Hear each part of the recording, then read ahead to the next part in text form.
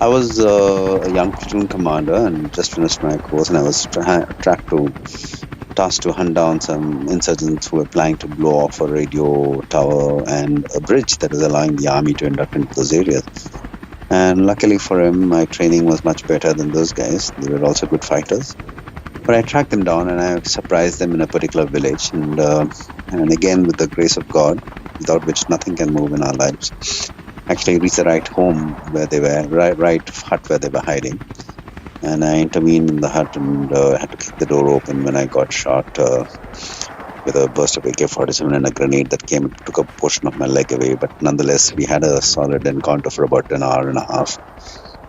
And finally, my life was ebbing away because I lost a lot of blood, and so I decided that I'm going to use the rocket launcher and probably blow off the house because I wanted to give a mission accomplished thing, and I warned them that I'm going to do this. And that's when two children who were wounded in the thing in the house, they came out, and those guys surrendered. And once they surrendered, we treated them as a person who surrenders his arms should be under the Geneva Conventions, under the laws of war, under the laws of the humanitarian law, not the war. It's not a war that we had. You'd be excused for thinking you'd tuned into the wrong podcast this week. But let me assure you, this is in fact how researchers change the world. We join Colonel DPK Pillay, a career soldier and researcher bleeding out following a gun battle with insurgents. Although the battle is over, Colonel Pillay is fighting for his life, miles from the nearest hospital. There's another problem. Two young children hiding in the house have been seriously wounded also. Under humanitarian law, anyone who surrenders is not. It is like if you read Rousseau's social contract. People are not enemies by nature; they are enemies by belonging to different sides. And I had no enmity with him. So when he surrendered, we treated him humanely. We gave him a cup of tea. The helicopter came to evacuate me because it was already reported. So when I saw those two young children who were shot in the crossfire, I realized that as a soldier, I was here to protect them, and I shouldn't be a factor in them dying. There was no way the children would have survived this 6-hour journey that they had to undertake. And and by the virtue of me wearing a uniform, I'm here to protect my people.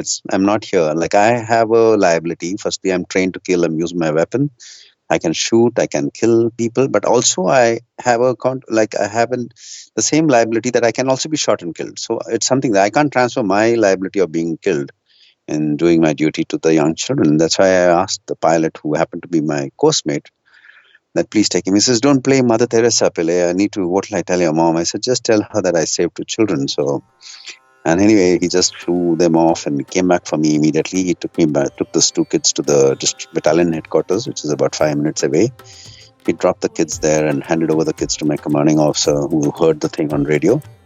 And they came back for me, and he took me, and I had to fly down to a distant base hospital, which is quite about 40 minutes away from where I was wounded. In this episode, we'll start and end with a remarkable story about a remarkable person, and hear how he turned personal tragedy into real social and political change by asking important questions and turning research into action.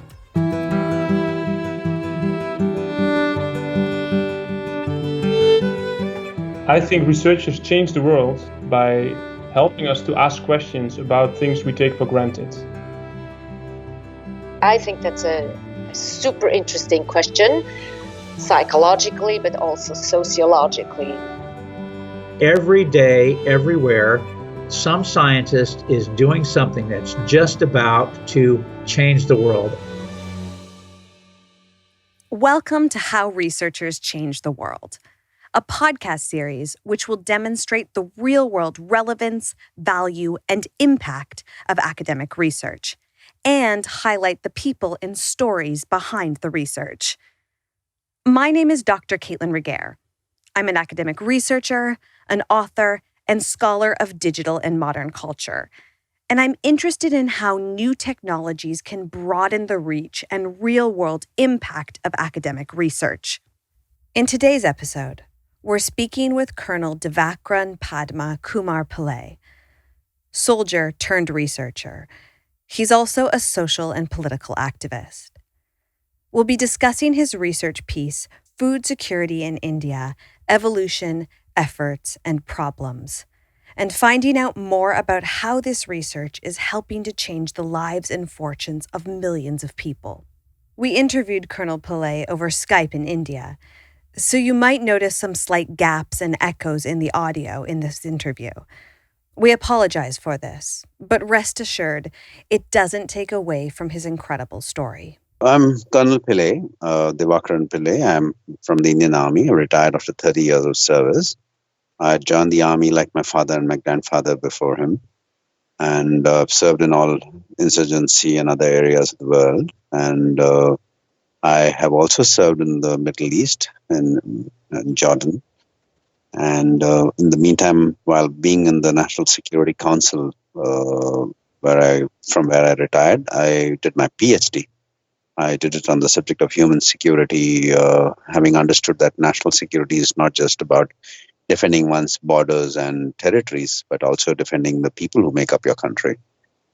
So that's me, a colonel with a gallantry award, wounded in action, and a PhD, and now a research fellow in the Institute of Defense Studies. Colonel Pillay not only survived this remarkable experience, and will return to this experience at the end of the podcast, but he returned to the very village where years earlier he very nearly lost his life. So anyway, that story was over, that encounter was over, the militants had surrendered, they went to jail. These children grew up, and many years later, a patrol goes to that village and they hear about a captain was shot. And luckily for me, my own good friend, General George, was the GOC there, and he rang me up and said, Pillay, there's a small little village that remembers you. I said, oh, there's some people who remember me with good, so that's how I went back to the village. As well as his injuries making return to active duty near impossible, Colonel Pillay was now focused on a new career as an academic researcher. We asked him about this change of direction. People tend to believe that soldiers are not intelligent enough to pursue an academic career. I think some of the brightest guys I've met are from the services, whether it's in my country or otherwise, in other countries too. And I find that's the quest for knowledge is something that actually keeps a soldier constantly understanding and exploring new things. It happened sometime in 2001 that I enrolled for a master's. I wanted to do it on sustainable development, where I saw so much of destruction around us, kind of, the exploitation of our resources, and we were focusing on taking away. That's the reason I chose to do sustainable development with climate change as my specialization.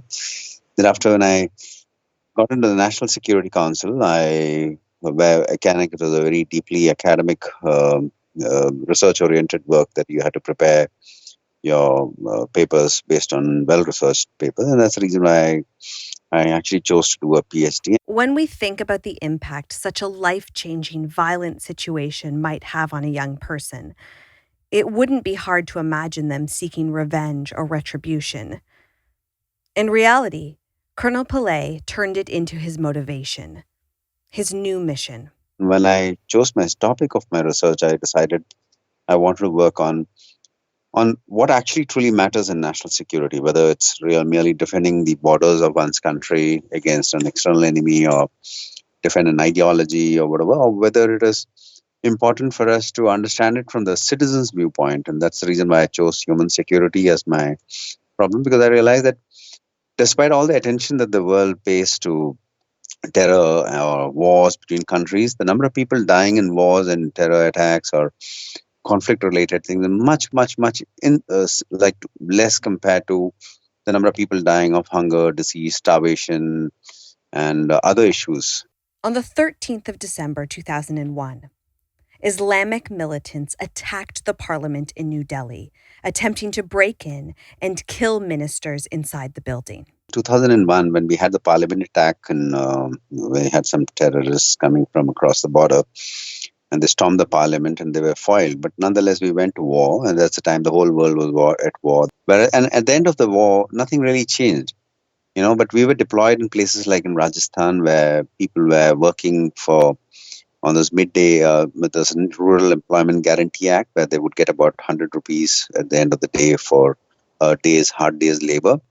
And here we were with the latest weaponry and equipment. So I realized that there's a disconnect Like when I looked at those people there working in the fields and working in the sun, digging things and getting their, daily wages, I was thinking, what is this that we are trying to actually defend in this country? Is it the parliament where it was a symbolic attack?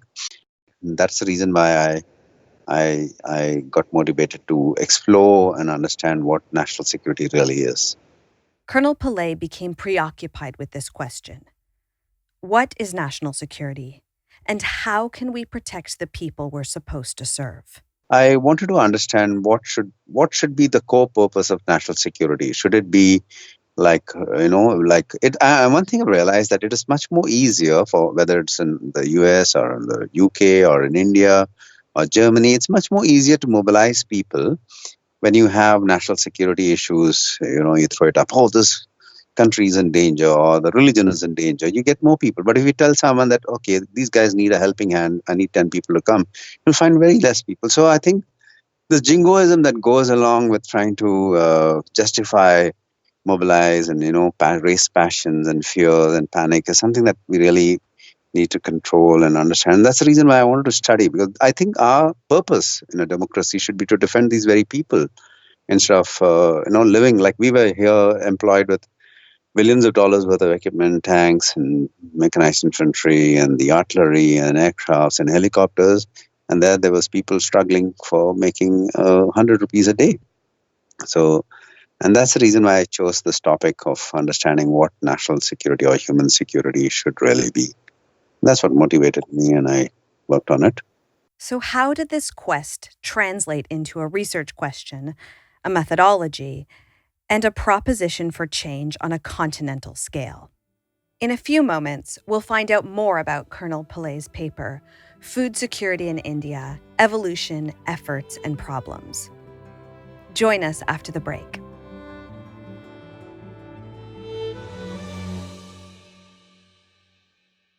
In this podcast, we explore the multitude of ways that research impacts the world, from the influence on political discussions to how it can revolutionize practices within the fields such as healthcare, to how it can shape public opinion and worldviews. We believe that every researcher has the power to change the world in some way, and we want to help make this happen for you. That's why we've worked with the team at leading publisher Taylor & Francis Group to develop 2 free 12-week learning programs for researchers. If you're an early career researcher, our learning program delivers the complete guide to getting your research published and establishing your research profile. For mid-career researchers, our second learning program is the go-to guide for managing mid-career challenges, boosting the impact of your published work, and enhancing your research profile. Our learning programs are designed to fit your workload, so they're delivered online with 1 email each week for 12 weeks. That means you can access each chapter whenever it's most convenient for you. Plus, you can save the chapters and return to them throughout your research career. Want to know more? Head to howresearchers.com/learning-programs.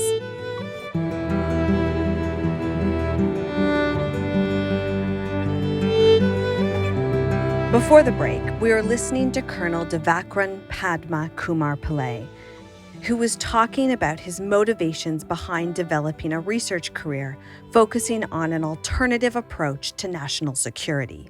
A sixth of the world resides in our country, in India. We are 1.5 billion people. And, in 1947, there was an acute shortage, not only of money, but also of food. And we were living on doles and we're living on imported food. And, but somewhere down the line, some right policies and some great people like Swaminathan and the right policies taken by the government, we actually ushered in a green revolution. First, we got the milk revolution, where we became self-sufficient in milk. Right? But yet, despite having one of the largest arable lands in the world, like a fourth of the malnourished people are living in our country. And this comes from bad policies. It's not about not able to produce the right kind of it produces largest quantities of oil, of milk. It's the largest producer of milk, by the way, and also the largest producer in a large number of grains and everything. Yet, a lot of people are malnourished. A lot of people are going hungry.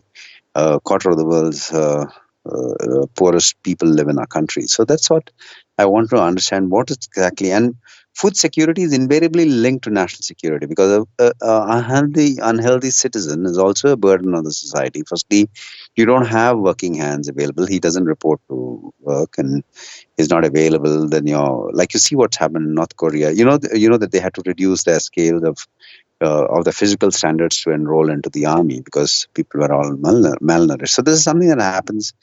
It also impacts your national security. It impacts your economic security because you have. So food security is a very, very important factor. Food security, food and water insecurities lead to conflict. So the best way to keep people out of conflict is to actually make water, food, and other employment and other parameters, which are essential to keep that going. And that's what we worked on I worked on it with Mr. Manoj Kumar. He's an Indian Administrative Service Officer who's heading the food. He's the Joint Secretary Food in the Ministry of Food in our Government of India. So he's my co-author, and both of us were discussing this. He was my neighbor, so we used to have this morning walk, and that's when we discussed this paper and produced this. Colonel Pillay's research piece doesn't just discuss the challenges of the past or look at India's efforts to affect social and political change through improved food security.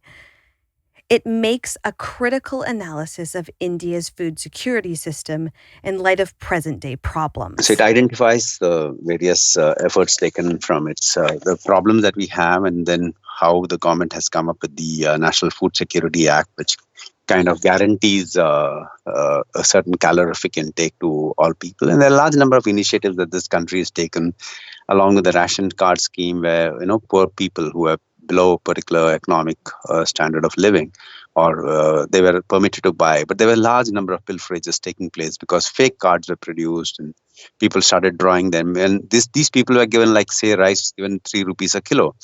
And in the market, the same rice would be available for 30 rupees or 40 rupees. So it was a huge, if you diverted large amount of this, you made a profit 10 times the profit. So this large scale diversion started taking place.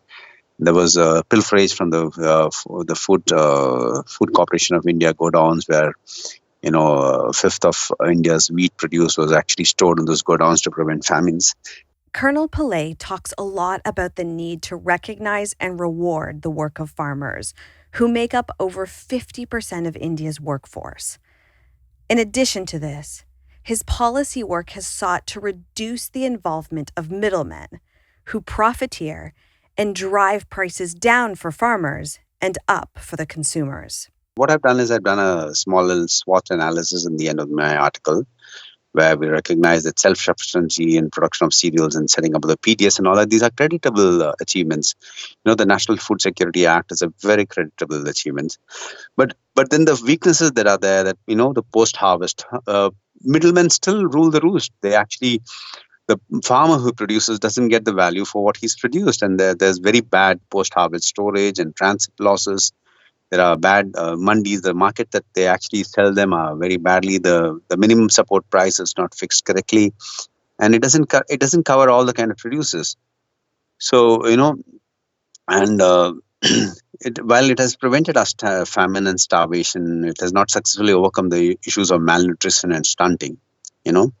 And despite having large number of buffer stocks, people who are hungry still continue to exist in our country.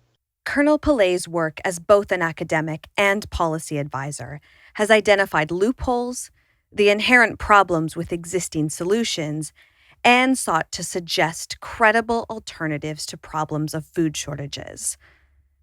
Food security is not only important to safeguard society and government from civil unrest, but to prevent famine and widespread malnutrition. This research piece addresses these issues head-on. India had suffered a couple of famines in the past, and this thing. So these are the measures that the government has taken till the last one. That's the National Food Security Act, and how it actually, instead of to do away with this middlemen and do away with this pilferage, you had a direct beneficiary transfer kind of a system where the money went into a bank account. The bank account can't be opened without verification of your credentials, like your biometrics and others. So then it actually went into the account. So all the pilferage stopped. So this is something these are measures how this country, a sixth of the world, living in this thing, has actually managed its food security problems. And so it's an article that aims to bring that out. We asked Colonel Pillay, what is the most important and impactful action that policymakers can take to improve food security in India?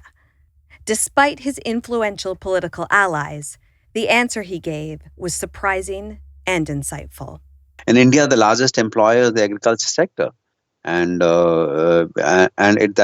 agriculture is something that is always going to be in demand, because unless we have food, the human race can't flourish. So this is a necessity. So not understanding these issues, not implementing them correctly, and those are the issues, and people are working on it. I think what most important is to make the farmer feel important again and give him the value for what he does. I think that is the key. The farmer has to occupy the primary space, and he shouldn't be the exploited one. And I think when you get farming back into get it very respectable and a very profitable, which it is. The whole world needs to eat food. Your producers. So the farmer should be the one who's benefiting from it the most. And I think if anything I can do, I'm going to make the farmer feel empowered once again. And I take measures to make sure that his hard work is rewarded suitably, instead of him being at the mercy of the middleman or from the support price the government decides, or whether his farm is collected or not. So I think the thing is to put the farmer on the pedestal once again, where he feels important, where he's in power, and he's the one who's actually benefiting from the hard work, not someone else who makes a lot of money out of his hard work. I think if anything I can do is I'm going to find measures to improve the lot of the farmers in whatever way it can be done. That is the key. His bravery and integrity have afforded Colonel Pillay the respect and love of his nation. His thorough, considered academic work has influenced public policy, changing the way the Indian government approaches food security. Colonel Pillay's ongoing work aims to safeguard the livelihoods of a sizable proportion of India's 500 million-strong agricultural community from exploitation and enforced poverty. And there's more. We asked Colonel Pillay what his current area of focus is. Health is, again, another industry that people are going to fall sick. It's a big industry, and it's, when you think of health, we tend to think only of doctors. Whereas for every doctor, there are 16 other people who get an employment. There are nurses, there are cleaners, there are the kind of infrastructure that are there around a doctor. So that's something that can actually generate a lot of employment in this country, which is running short of employment. We have the largest number of the youngest population is in this country, below 35, and this demographic curse. The bulge that is there, or the blessing that people say that this is having young population is a blessing, it can actually turn into a curse if they don't find suitable employment. So I'm working on this health to understand, firstly, what are the policies that the government needs to implement, and how this can, my experiment of getting those girls from that village to probably train as nurses and become, earn probably 10 times more than what they would have earned doing menial jobs there, and getting a qualification, getting and Devi Shetty's run hospitals in Cayman. In fact, a large number of American and European clients come to his hospitals. They're based in all over the world, and his hospital chains actually employ people. These people are trained. So health is one sector again, which is a great, which is going to be again like food and education is something that is going to the market is never going to die down. It's going to be a great employment opportunity. It's also a necessity, because the next crisis, unhealthy people are also a burden on the society. Unhealthy, the workforce, the armed forces, the economy runs on healthy people. So it's very important, health security. So I'm working on health. We hope to bring you this story in a future episode of How Researchers. But for now, as promised, we return to the village where Colonel Pillay has been shot and injured. He is returning to the village some 17 years later to meet the children that he saved and the men who nearly killed him. They had presumed he had died following the exchange. I went and met those guys and I met the children. It was a very tearful reunion when I saw them because I had forgotten about it. Like my scars, they were small little memories. When I met them, I realized that nothing had changed in these 17 years that I have been away, and it was the same. It was like inaccessible. People are the same, and that's how I wanted. And their love and affection, they are a different tribe. They profess a different version of religion. They have a different, completely different. Their habits are different. But the love and affection that the village gave me, the mother, the children, the villager who was shot, the man who shot me, and everything, I realized that, humanity to flourish, it really doesn't require a common language or doesn't require a common religion, or it doesn't, just your basic human values transcends everything. Colonel Pillay has since been decorated with India's third highest Peacetime Gallantry Award and been part of a delegation at the United Nations General Assembly. He's also one of only 3 people to have been honored by the Indian Broadcasting Network's Special Achievement Award for his acts of courage and optimism and bringing about change in the country. His philosophy is clear. It states, peace is not just an absence of violence, but a consistent delivery of opportunities to survive and to improve and develop not just as an individual, but also as a community and region. Despite the lack of glamour, peace is a better choice, the right choice. We must choose peace over violence. Colonel Pillay sees research as a key part of his mission in life, with well-researched evidence having the potential to inform and shape policy decisions at the highest levels. A good, well-researched piece is something that catches the eye of, when a person looks for a particular article which is on a particular subject, and a well-researched piece is like, it's something there for you for the picking. Like you actually can choose the ideas, and then you never know. You plant a seed into the idea or the person who's seeking that article, because he's reading your article because he wants to know something about that. And that's why you produced it. And then if you give them good enough leads and good enough things to build on, that person who's reading the article, whether he's a policymaker or he's an implementer or he's someone, actually can make a difference. It's not like a word of command, eyes right and everyone turns right. It has to be just one person who makes a difference. And I think well-researched pieces really help in that manner, because people who look for those articles know what they want and they know what they can understand from it, and they can bring out the change that probably the article is trying to flag and bring this policy. So it's just one person out of a million is enough that is there, and you never know who could benefit from it. So I think that's why researchers play a great role in providing something, collecting a lot of material together, putting it and giving your own little flavor to it. And then that flavor gets into another person's head, and that he understands it differently and he implements it in a manner. So it's very good to have well-researched pieces. I appreciate reading well-researched pieces, and I remember some of the key findings always. And then it actually helps us formulate our thought process. So that gets into action later when you are in a position to do so.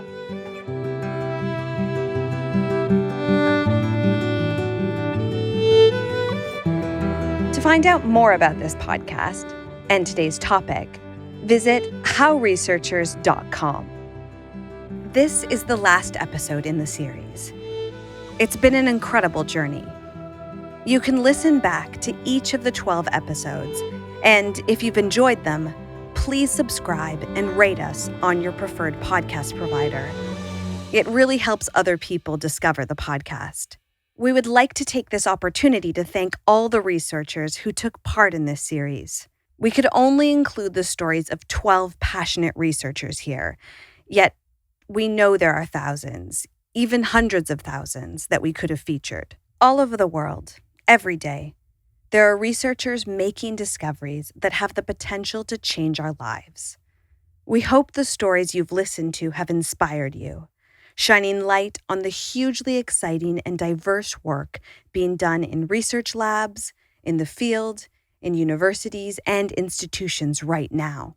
If you need support and advice to ensure your research gains the recognition and exposure it deserves, look no further than our very special learning program, developed with Taylor and Francis. It will give you unique insights into getting your research out there. I'm Dr. Caitlin Regehr. Thanks for listening.